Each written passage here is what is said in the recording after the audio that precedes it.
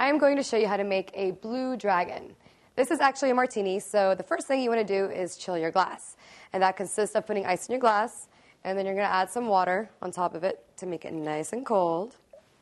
Then you're going to take your ice, pour it into your glass, and you're going to use any vodka that has an orange flavor to it. So take that, whatever you like. You're going to do 3 parts.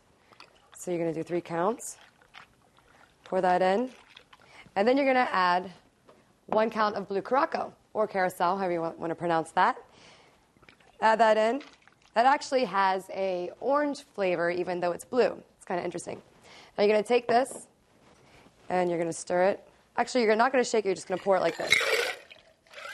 Get it all mixed in together. Make sure you take the martini glass you had before, pour the ice out.